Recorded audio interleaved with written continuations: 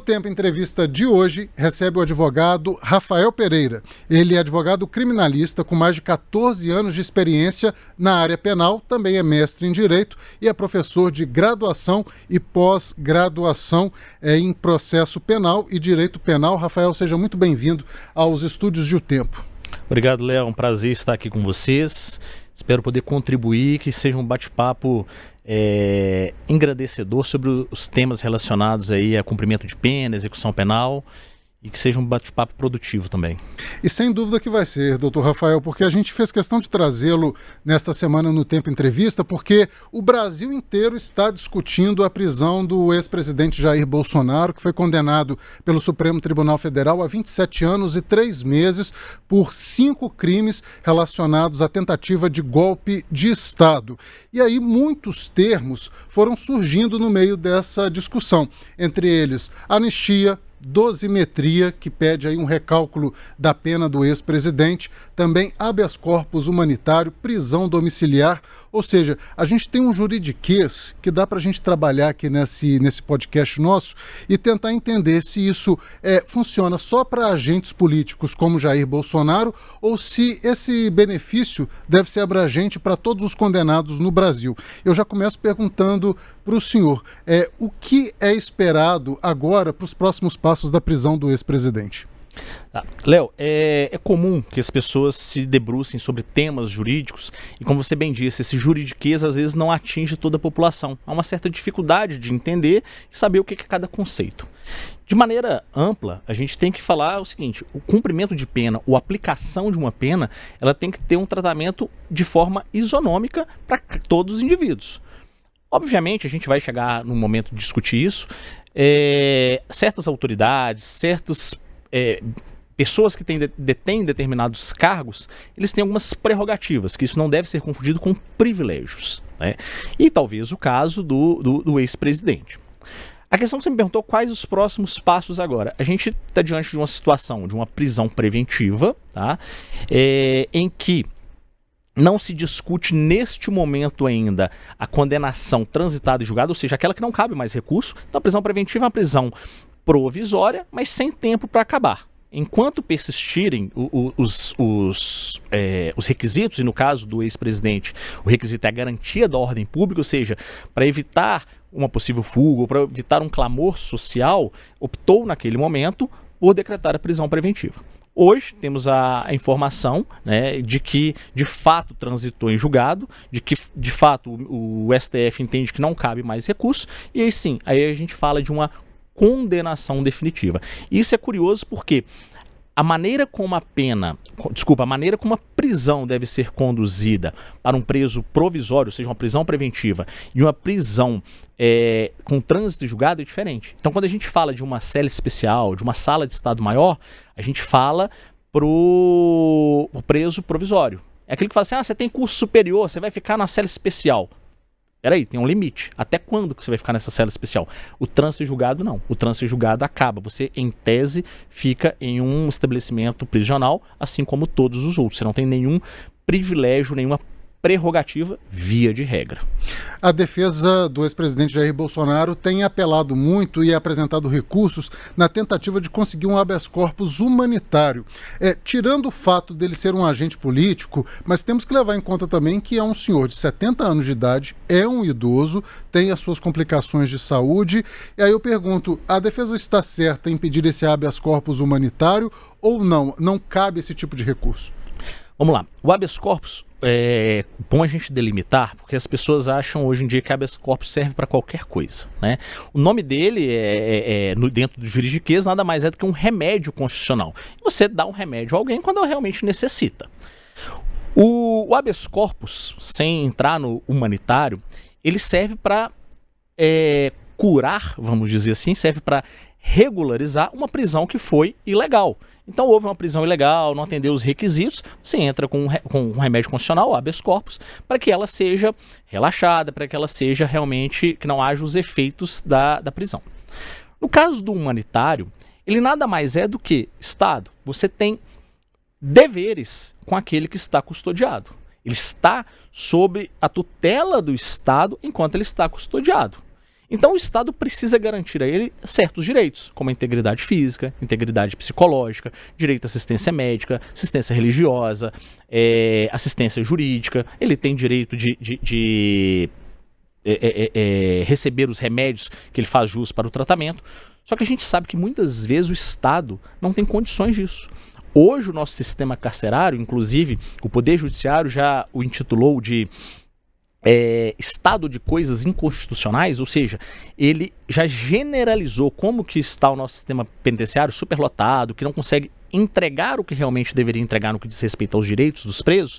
Vem o habeas corpus humanitário com o objetivo de resguardar que por uma omissão do Estado o indivíduo não tem o que ele deveria ter, não tem assistência. Então, vem cá, Estado, você vai conseguir fornecer isso aqui pro indivíduo que está preso? Ele precisa dessa assistência médica, desse tratamento médico, desses remédios, ele precisa disso. Você consegue?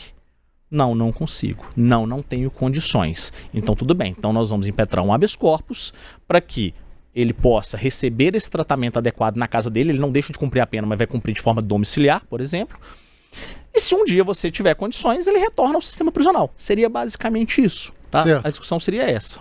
No caso do presidente Jair Bolsonaro, do ex-presidente Jair Bolsonaro, ele teria, talvez, possivelmente, acesso a todos esses benefícios, a todos esses direitos que o senhor citou, como medicamentos, tratamento médico. Por isso, o Supremo, então, pode vir a negar esse habeas corpus humanitário. Mas saindo um pouco desse caso específico, e os outros brasileiros, os outros milhares e milhares de condenados pelo Brasil, as defesas costumam pedir esse tipo de recurso, já que a gente sabe que as penitenciárias, os presídios brasileiros não têm condições de cautelar tantas pessoas?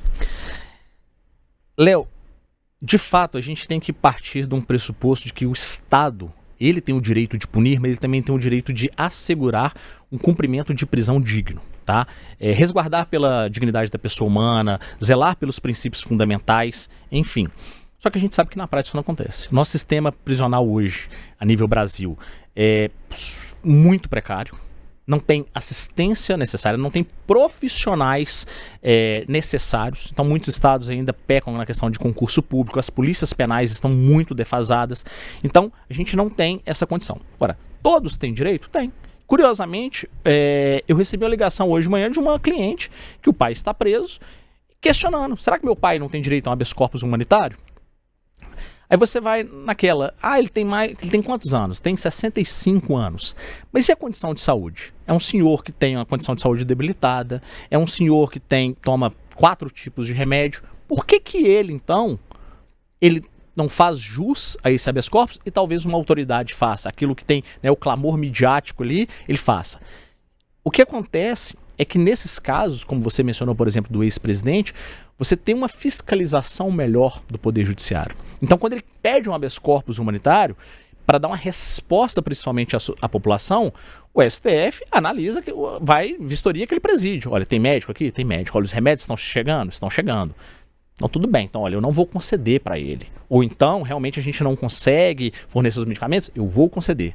Mas aqui, um preso, digamos, comum, que não tem o clamor da população, clamor midiático, esse preso, ninguém tem essa atenção. O Poder Judiciário, infelizmente, não tem essa atenção para ir lá no presídio. Vamos ver se realmente os médicos estão vindo aqui, quantos pacientes estão sendo atendidos por dia. Você não tem noção da dificuldade que é para um preso ser atendido por um médico dentro de um sistema prisional aqui.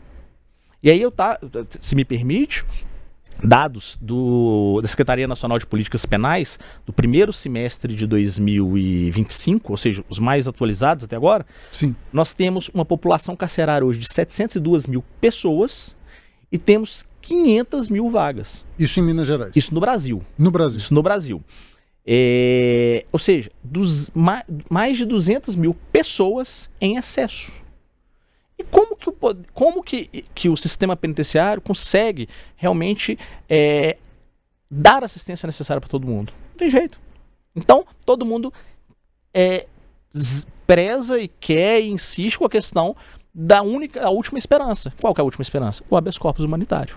como a gente consegue falar em recuperação, em ressocialização de um detento diante dessas condições, né, doutor? Aqui em Minas Gerais, a gente tem um registro, uma notícia que saiu essa semana no portal Tempo, dizendo o seguinte: 19 pessoas conseguiram fugir dos presídios em Minas no período de 1 ano. Isso levantamento nosso de O Tempo, porque o governo do estado ainda não confirmou o número oficial de fugitivos. A gente tem presídios com crise de sarna, tem falta de alimentação adequada, isso não só em Minas, mas em todo o Brasil.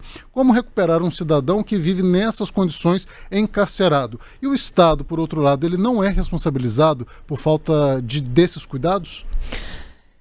O objetivo da pena, falando de uma maneira simples, é punir e ressocializar. Punir, prevenir e ressocializar. Quando a gente vai para o meio acadêmico, a gente leva esses três pilares. Quando a gente fala em ressocialização, eu sempre discuto o seguinte: como que eu vou ressocializar alguém que, quiçá, foi socializado? Então a gente tem as mazelas antes da prisão, daquele indivíduo que não teve as oportunidades, aquele indivíduo foi cooptado pelo tráfico e aquele indivíduo é jogado no sistema prisional. Não deveria o Estado, então, naquele momento, ter um olhar mais atencioso para aquele indivíduo? De como fala a lei de execução penal, colocar cada indivíduo de maneira isolada. Eu não posso colocar, o ladrão de galinha com um traficante de alta periculosidade, com um narcotraficante. Eu não posso fazer isso. Mas o sistema prisional não faz essa distinção. E lá dentro, então, eles são protegidos pelos traficantes, que dão para eles, em troca da proteção, exige que quando eles saírem, eles cometam outros delitos, eles trabalhem para eles. Então, dificilmente a gente fala de uma ressocialização. Hoje, nós temos a questão da superpopulação, como você bem disse, recentemente o surto de sarna, que não é a primeira vez que acontece em Minas Gerais, e trazendo para o nosso estado, que falar de outros estados às vezes a gente não tem os dados para discutir. Questão de fuga. Semana passada teve uma fuga no presídio de Viçosa, em que o detento foi colocar o lixo para o lado de fora, acompanhado de um policial penal, e simplesmente viu o portão aberto e saiu correndo no meio da rua. Não falando nenhuma fuga diferenciada, elaborada. Justamente. E aonde que está o erro? O policial penal ele tinha o preparo. Cadê o Estado que não deu o devido treinamento, o devido preparo, não utilizou dos meios necessários para evitar aquela fuga? Nós conversamos com o Jean Ottoni, que é representante da categoria dos policiais penais. Ele fala justamente isso, que hoje é um número muito mínimo de trabalhadores, de policiais penais, para a proporcionalidade de número de presos e dos presídios em Minas. Ou seja, eles não estão preparados numericamente para cuidar de todos os presídios no estado. Sim. Quando a gente fala de qualquer presídio no estado, vamos trazer aqui para o Ceresp. O que é o Ceresp? Um centro de remanejamento provisório. Aquilo ali não é um presídio. Aquilo ali é um local, como em São Paulo tem o CDP, Centro de Detenção Provisória, em que o indivíduo passa por ali até surgir a vaga no presídio, então passa durante um período de triagem ou até audiência de custódia, mas aquilo ali não era para ficar superlotado. Só que hoje o Ceresp, por exemplo, ele faz às vezes de uma penitenciária. Você vai no Ceresp e está superlotado. E não era para acontecer. Por quê? Falta vaga em presídio, falta penitenciária. E quem quer investir em penitenciária? Qual a população que quer uma penitenciária do lado da sua casa? Então a gente tem um conflito muito grande. Então as pessoas, infelizmente, têm a máxima de que o indivíduo cometeu um crime, ele tem que apodrecer na cadeia. Mas espera lá. A gente não tem o direito de ressocializar, a gente não tem a obrigação, o Estado, melhor dizendo, não tem a obrigação de ressocializar esse indivíduo e devolvê-lo melhor para a sociedade? Ele não está cumprindo a pena dele? Só que ninguém quer saber disso. Mas quando bate na pessoa, quando é um filho que nunca teve problema nenhum, que a família tem uma condição financeira boa e ele se envolve em um acidente embriagado, aí muda um pouco a figura. Aí você tem um olhar diferenciado para ver as mazelas do sistema prisional, né? A gente tem a situação também da saúde do ex-presidente, e isso é muito questionado pela defesa, pelos advogados, falando é um idoso doente. Isso é levado em conta também para o restante da população carcerária? Porque a gente sabe que muitas das doenças surgem até propriamente dentro das cadeias. Sim. O que a gente tem que diferenciar hoje, Léo, é o seguinte: quando muitas pessoas perguntam, mas e a prisão domiciliar? E aí há, obviamente, assim como todo mito popular do que pode, o que não pode. No caso do idoso, nós temos 3 situações hoje no nosso ordenamento.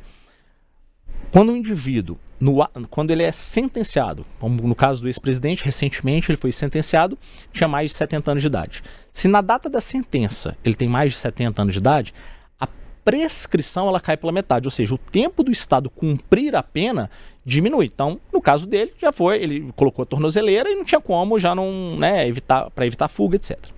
Nós temos a situação que a lei de execução penal fala: o indivíduo que tenha mais de 70 anos de idade, esteja no regime aberto, o regime mais brando, ele faz jus à prisão domiciliar. Por quê? Porque ele é vulnerável. Então, se eu entendo que o indivíduo que está no regime mais brando ele é vulnerável, imagina aquele que está no regime pior. Ele também é vulnerável. E nós temos a situação do Código de Processo Penal que ele fala: olha, indivíduo que tem mais de 80 anos, em caso de prisão preventiva, ele faz jus à prisão domiciliar. E nós já temos entendimentos hoje jurisprudenciais falando: não precisa de 80 anos, tem 70 anos, ele já há uma vulnerabilidade. Então há essa preocupação com o idoso, né? E aí considera 70 anos, e a preocupação com a saúde debilitada. E quando você me traz, por exemplo, o questionamento: mas ele pode pegar uma doença dentro do presídio, pode ser cometido de uma doença dentro do presídio. Eu entendo que se o Estado tem o dever de resguardar a integridade dele e ele foi acometido de uma doença lá dentro, o Estado não fez o papel dele. Então, uma maneira que o Estado possivelmente teria seria de conceder a ele uma prisão domiciliar com acompanhamento, com tratamento, e aí eu acho que tem que ter uma fiscalização para que ele apresente relatórios médicos, relatórios de acompanhamentos, de exames, etc., para então, quando o Estado falar: agora eu tenho condição, ele retorna, não tem problema. Doutor Rafael, quero fazer uma pergunta justamente pensando nessa questão de um escritório que cuida de um agente político, como o do ex-presidente, e de um escritório que cuida de um preso comum, que não tem esse status. E pergunto com muito respeito ao senhor: sim, fica parecendo que esses escritórios milionários, que recebem milhões e milhões dos clientes, têm acesso a mais recursos. Isso é uma ilusão que a gente tem ao ver esses casos todos na imprensa? Quando a gente traz para o ordenamento, né, brasileiro, nós temos todos os recursos disponíveis para todas as formas de defesa. Obviamente, um escritório de advocacia, um advogado, ele tem seus custos. Então, a contratação do escritório, ela tem seus limites. Um indivíduo, por exemplo: olha, eu tenho condição de ir até o recurso de apelação, eu tenho condição de ir até o STJ. Outros indivíduos têm condição financeira melhor e contratam o escritório até o final. Então, o que tem de possibilidade é a mesma para todo mundo. Para um defensor público, para um advogado de um escritório pequeno, para um advogado de uma grande banca, as opções são as mesmas. Então, a forma de explorar é que vai muito do que é contratado e da limitação financeira, obviamente. Então, é comum que a gente tenha essa percepção de que o indivíduo tem privilégio por determinado cargo. Mas na prática, o que de fato acontece é a forma como o advogado dele está atuando. Nós temos, por exemplo, a Defensoria Pública, e eu falo pela Defensoria Pública de Minas, com a exímia Defensoria Pública, com ótimos profissionais, que se o defensor público quiser pegar um caso e esgotar até o final, digamos, né, espremer até o final com todos os recursos, ele vai fazer. Aí depende da boa vontade, do direcionamento e da forma de atuação. E do que ele avalia também daquele caso que está nas mãos dele, né? Exato. Muitas vezes o Poder Judiciário entende os recursos como forma protelatória. O caso, por exemplo, do ex-presidente, a discussão seria desse último recurso nessa situação. Se é protelatório, se não é, se realmente já não pode iniciar o cumprimento provisório de pena. Então, quando entende que o recurso é protelatório, muitas vezes ele já estanca por ali, o próprio Poder Judiciário já estanca. Falando da tornozeleira eletrônica, um objeto que ficou muito falado também nessa semana por causa do fato que a gente teve envolvendo o ex-presidente Jair Bolsonaro, que tentou violar ali a sua tornozeleira eletrônica. Hoje no Brasil a gente tem mais de 120 mil pessoas com tornozeleiras em funcionamento, né? Um equipamento que começou a ser usado aqui no nosso país a partir de 2010. E aí muito questionamento também em relação a isso. Apitou a tornozeleira do Jair, que teria tentado fazer uma violação, o Distrito Federal imediatamente já mandou uma servidora verificar como estava o equipamento. O que acontece com os outros presos, e agora virou até muito comum, né? A gente sempre esbarra com algum cidadão usando a sua tornozeleira eletrônica. Eu já vi, doutor, até capinhas customizadas, acredite, não é mentira. Sim. Léo, você me trouxe aqui uma lembrança. A primeira tornozeleira instalada em Minas Gerais, eu estava lá. Que foi em 2009, 2010, que o doutor Herbert Carneiro era o juiz da execução penal, e Foi instalada a primeira tornozeleira e a gente... Você já era advogado? Não, eu era estagiário sim. eu já era estagiário. É muito novo. Não, eu era estagiário dele na época. E nós acompanhamos, foi, né, um movimento interessante. O Dr. Ebert, ele tinha uma vocação para execução penal e a parte de ressocialização, e prezava muito por institutos despenalizadores, como, por exemplo, a tornozeleira. E de lá para cá eu vi a evolução do que era a tornozeleira antes. Eu acho que ainda é um trombolho que a pessoa ostenta, mas houve uma evolução principalmente no que diz respeito ao monitoramento. Quando você pega a central de monitoramento, eles têm, né, diversas telas e com os pontinhos de cada indivíduo. E a tornozeleira, ela tem as luzinhas. Se você passar, ela acende uma luz. Se a bateria descarregar, ela acende uma outra cor de luz. E o próprio indivíduo, quando ele sai da zona dele, ele recebe uma ligação do setor de monitoramento informando: olha, você saiu, aconteceu alguma coisa. Porque às vezes o indivíduo está na casa dele. Um filho passou mal, ele tem que acudir e correr para o hospital. Eu já tive um caso de uma cliente minha, que ela estava grávida, a bolsa dela estourou, ela me ligou. Eu falei: vai para o hospital.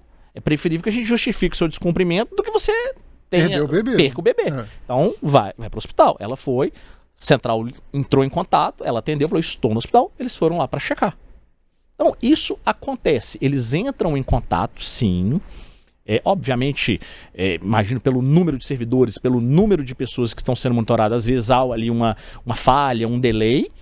Mas o caso do ex-presidente era um caso com um clamor social exorbitante, um caso fiscalizado de perto pelo próprio ministro Alexandre de Moraes. Então imagino que os policiais penais, eles estavam com uma dedicação talvez exclusiva e até preocupados, porque se acontece como houve uma possível violação e um policial não reporta na hora, eu acho que ele teria algum problema depois. Poderia ser punido também. Exato. Né? É uma questão muito delicada, falando ainda sobre essa questão da situação carcerária no Brasil, doutor. O senhor vislumbra uma solução no curto prazo? A gente vive há décadas arrastando com esse problema da superlotação, dos problemas de saúde, né, das crises de higiene, como no caso desse surto de sarna. Enfim, tivemos já em 1992 essa rebelião do Carandiru, que talvez seja o maior problema carcerário que se tem registro na história do Brasil. Tem alguma solução? O Estado tem trabalhado para buscar soluções? Léo, hoje em dia tem muito estudo sobre isso, muita discussão, mas é difícil a gente chegar a um consenso. Eu sou um defensor das políticas despenalizadoras. Eu acho que nós temos que pensar em algo melhor, mais digno, mas não deixar de punir. Então é aquilo que eu falo: o Brasil tem muita lei, mas a fiscalização é precária. Não precisa fazer mais leis, não precisa ficar com coxas de retalhos como nós temos. Hoje, por exemplo, nós temos as APACs. Muito interessante a maneira de condução das APACs. O índice de ressocialização da APAC é muito maior que de um presídio comum. Eles têm regras a serem cumpridas, os próprios internos, eles que se organizam, eles que vigiam um ao outro. Há uma questão de disciplina, há uma questão de ressocialização. Precisa talvez difundir mais as APACs. É um caminho. Eu já tive a oportunidade de visitar algumas APACs e tenho a impressão de que antigamente falava-se mais sobre elas. Hoje em dia tenho ouvido menos. Tem menos unidades? Não, o índice de APAC até cresceu. A semana retrasada eu tive até uma conversa com um juiz do Mato Grosso, que é hoje talvez o que mais se entende de APAC hoje no Brasil. E as APACs têm aumentado. Só que a gente volta naquela máxima. A APAC, por exemplo, ela é uma casa, ela não é um estabelecimento prisional, ela não tem cela. Quem que quer uma casa do lado da casa dele, sabendo que tem ali presidiários? Então há um preconceito ainda com a sociedade. É muito bonito o discurso despenalizador, mas quando o indivíduo sai e ele pede um emprego para trabalhar na sua casa ou trabalhar na sua empresa, você fala: não. O discurso é muito bonito até aqui. Nós temos hoje, em Belo Horizonte, só tem um presídio, que é a PIEP, o presídio feminino. O Ceresp não é presídio. Fica ali na Avenida dos Andrades, isso, perto do na Avenida dos Andrades. A PIEP a PIEP hoje é modelo no Brasil, de muitos anos que a PIEP em termos de penitenciária. E lá dentro funciona, tem fábrica de biscoito, fábrica de semijoias, tem diversas atividades lá dentro. Mas hoje, para uma empresa contratar um preso, ela tem diversos benefícios trabalhistas, tributários, para contratar um preso. Mas quem que quer contratar um preso? Por que ali na Andradas, por exemplo, que tem diversas empresas, tem shopping ali na Andradas, por que as pessoas não empregam presos ali? Então há ainda aquele temor do empregador, o temor da sociedade. E a gente hoje vive na máxima de que quem defende isso é defensor de bandido, que bandido não tem vez, bandido bom é um bandido morto. Então a gente vem de uma era de uma idolatria desse tipo de conceito, que ao meu ver viola todos os princípios no que diz respeito à dignidade da pessoa humana, os princípios fundamentais, em que eu acho que tem que ter um olhar diferente. Porque as pessoas só começam a ter um olhar diferente quando um alto membro da sociedade, um dono de um banco, um filho de um empresário muito rico, ele é atingido pelo sistema penitenciário. Aí muda um pouco a discussão. E aquele negócio, a gente não pode pensar em uma isonomia de tratamento só quando nos atinge. A gente tem que pensar num todo. Então, tem penas, tem indivíduos que realmente têm penas exorbitantes, crimes cruéis e têm que responder pelos seus atos? Tem. Mas tem indivíduos que às vezes foram injustiçados, tem indivíduos que às vezes cometeram um delito de menor potencial e você não ressocializa, você cria uma escola do crime dentro dos presídios. Dr. Rafael fala tudo com muita propriedade, porque na OAB o senhor foi membro também da Comissão de Assuntos Carcerários, né, Dr. Rafael? Eu fico pensando, o senhor foi dando essa aula pra gente, e eu pensando justamente nesse ciclo. Quem quer dar emprego para um ex-presidiário, o tráfico quer. O tráfico quer. E se o empregador, né, convencional não quer, o tráfico quer. O tráfico dá um emprego antes, durante a prisão e depois da prisão. Então é aquilo. Onde o Estado não entra, onde o Estado não atua, quem atua é o tráfico. Vamos pegar, por exemplo, o exemplo de São Paulo. São Paulo hoje, a gente tem uma hegemonia de uma facção, né, que é o PCC hoje em São Paulo. Sim. São Paulo tem hoje talvez o menor índice de homicídios. Por quê? O Estado vem combatendo isso? Sim, mas não com tanta propriedade. Mas porque eles decidem qual crime pode ser cometido naquele estado, qual crime que não pode ser cometido. Então, hoje, quem controla os índices de criminalidade no estado de São Paulo, por exemplo, é o PCC. Em Minas Gerais, nós temos 4 facções criminais atualmente disputando poder. Guerra entre as facções. Então, não há ainda, se o Estado não intervir imediatamente, se o Estado não ocupar os espaços, e aí a gente fala de ocupar espaço com urbanização, com política de saneamento, com políticas públicas, com política criminal, inclusive, se o Estado não ocupar, quem vai ocupar é o tráfico. São as facções criminais, facções criminosas que hoje estão fortes em Minas Gerais, assim como todos os outros estados, e que eles vão fazer às vezes o Estado, eles que vão dar emprego, eles que vão dar melhor escola na comunidade, eles que vão dar um atendimento médico na comunidade, eles que vão oferecer internet, luz, gás, isso tudo. Eu disse tráfico, mas a gente sabe muito bem que essas organizações criminosas, elas não estão nem tão focadas mais no tráfico de drogas, né? Elas estão invadindo setores econômicos. A gente tem o PCC, por exemplo, dominando centenas e centenas de postos de combustíveis, por exemplo. Hoje a gente tem discussão de que o tráfico hoje não é atividade primária mais das facções. Hoje são atividades secundárias. Hoje, por exemplo, nós tivemos recentemente aqui em Belo Horizonte, no bairro Calafate, foi fechada uma fábrica de armamentos. Estavam construindo fuzis, depois ela foi para Santa Bárbara do Oeste, em São Paulo. Equipamentos de primeira geração.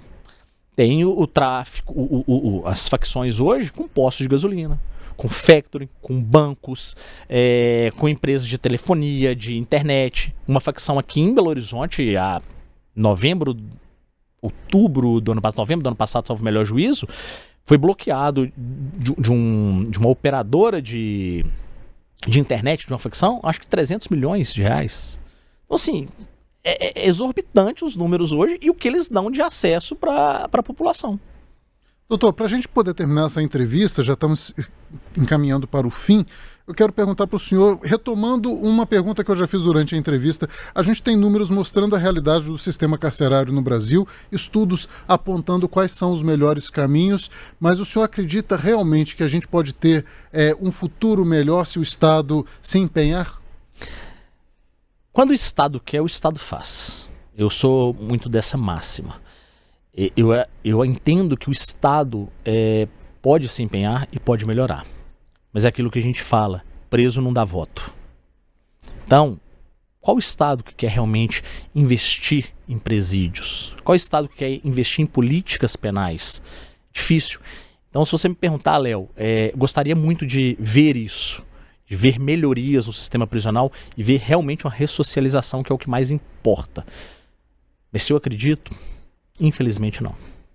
Que pena, viu? Pena ouvir isso, porque a gente sempre espera mais esperança em relação a esses assuntos, né? E pegando ainda esse exemplo do ex-presidente Jair Bolsonaro, que com a defesa dele tão empenhada em solucionar e conseguir livrá-lo da prisão, o que os familiares podem fazer para tentar também livrar o seu parente, o seu ente querido que esteja no sistema prisional brasileiro, mesmo que não seja um agente político?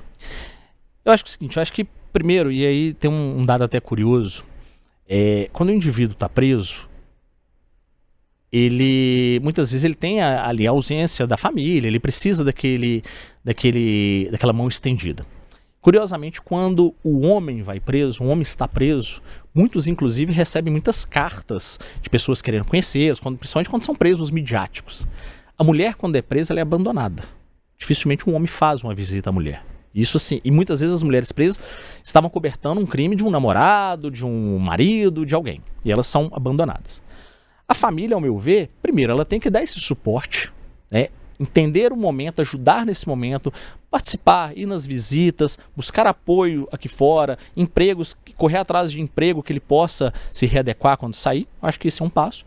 E o outro passo é a família não deixar de insistir nos meios jurídicos necessários. Então, enquanto houver esperança, eu acho que a família tem que buscar essa esperança. E hoje, com a facilidade de acesso à informação, os familiares pesquisam, né, em inteligência artificial, em sites de busca, qual a melhor solução, escrevem lá o caso do familiar e já vem uma resposta pronta que deveriam ser feitas. É o que eu sempre falo com um cliente meu, por exemplo. Falei, olha, não tem pergunta boba. Eu não sei de tudo. Então, se você viu algo na internet, no jornal, um vizinho que comentou, traz para mim.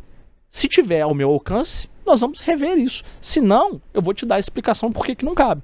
Então, infelizmente, cada caso é um caso. Então, o indivíduo está preso junto com o outro, um fala assim, eu tenho direito a acesso ao habeas corpus humanitário e meu advogado conseguiu. Aí seu cliente te liga. Ó, o meu colega de cela teve, por que eu não tenho? Cada caso é um caso. Então, isso tem que ter essa consciência. Mas o que eu falo para os familiares, que não percam esperança, cobrem do advogado, cobrem do defensor público, cobrem realmente. Os presídios têm assistência jurídica para analisar, para ver questão de faltas graves, para questões internas. Bate na porta do sistema prisional, bate na porta da penitenciária, conversa com o assistente jurídico, pergunta o que pode ser feito. Os presos, eles têm direito a receber informações sobre o cumprimento de penas deles. Se você entra no sistema hoje, no CU, o CU mostra lá um gráfico, quanto que ele já cumpriu de pena, quanto que ele vai ter o próximo benefício. Em tese, isso deveria ser até automático no sistema do Poder Judiciário. Mas o preso, ele tem direito, então ele pode requerer o direito dele, exigir o direito dele, que a assistência jurídica do presídio entregue para ele o histórico de cumprimento de pena. Assim como o familiar também tem direito. É uma maneira de você acompanhar e não dormir no tempo e conseguir realmente o benefício quando ele, de fato, fizer jus. Advogado criminalista Rafael Pereira. Doutor Rafael, muito obrigado pela sua participação aqui no podcast. Obrigado, Léo. Eu que agradeço.